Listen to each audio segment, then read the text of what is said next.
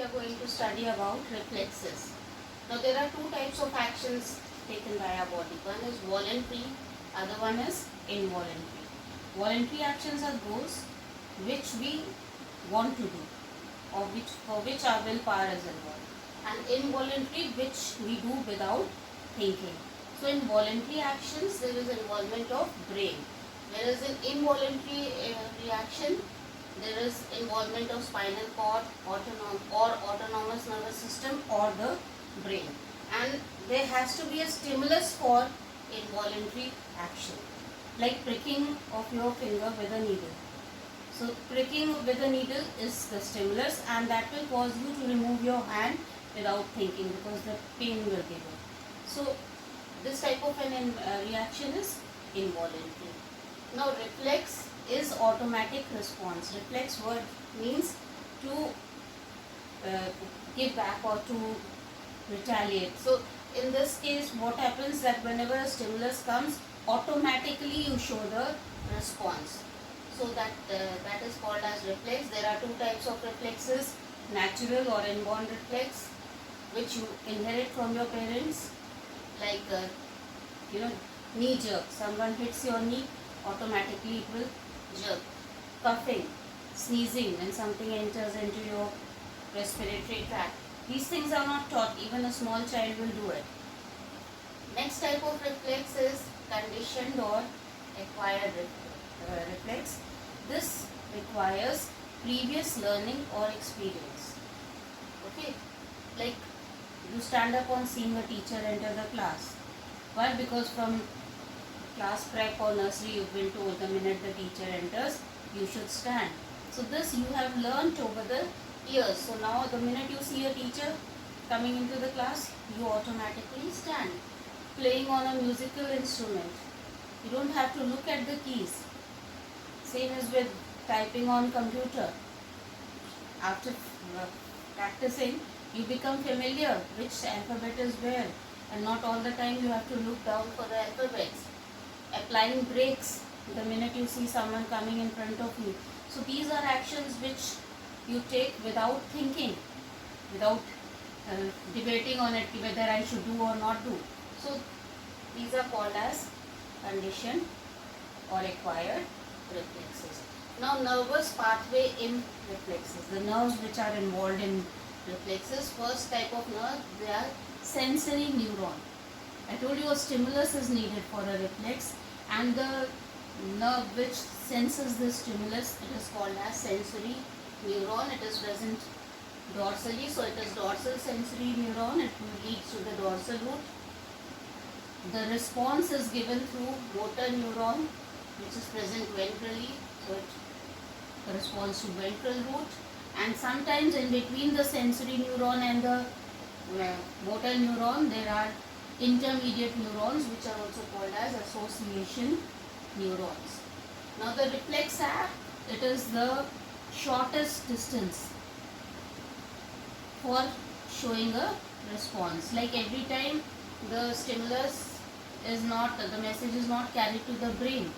If it is in the lower part of the body, it will be carried to the spinal cord, and immediately the response will be given, and afterwards the message will be communicated to the brain.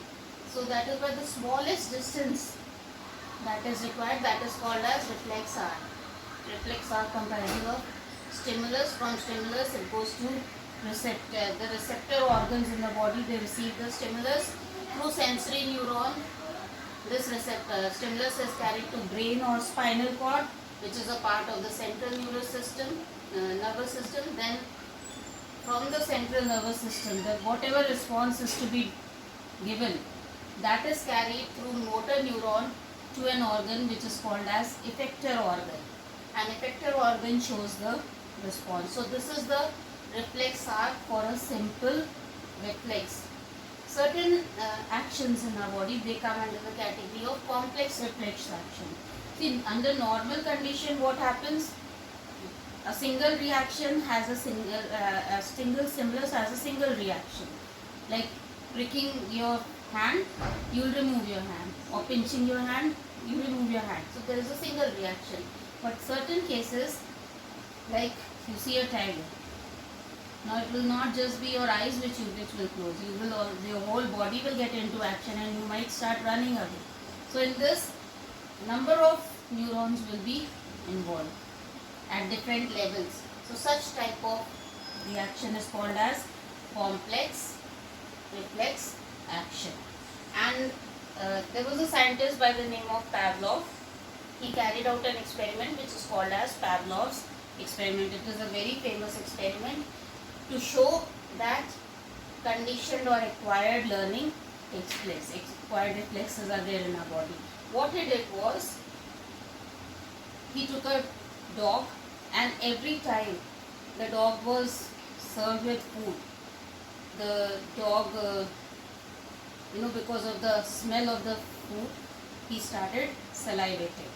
So what Pavlov did, whenever the dog was fed with food, he rang a bell with it. Now after some time, the dog started associating the ringing of bell with food. And then after few days, what Pavlov did, he only rang the bell and there was no food. Even then the dog was salivating. Why? Because he had associated ringing of bell with food. So the dog started salivating. You must have observed this in your own life also, that lunch time, dinner time, as soon as that time approaches, even the break time in school, you start feeling pangs of hunger. So that is because you become conditioned or acquired that at that time this should be done. So this is the famous Pavlov's experiment. Any conditioned reflex can be done only due to previous experience. A vegetarian will not salivate in when you put a non-vegetarian dish in front of them, because they've never tasted it or experienced it. But a non-vegetarian will. So previous learning is involved in conditioned reflex, and that is what Pavlov's experiment showed, that the dog, even without the smell or the presence of food, was salivating on ringing of the bell. And otherwise, if you ring a bell in front of any dog, there will be no reaction. So because he had associated that ringing of bell with food, there was reaction. So this is all about this chapter. Do all the questions given behind the chapter in your notebooks, and from the next video we will start the next chapter.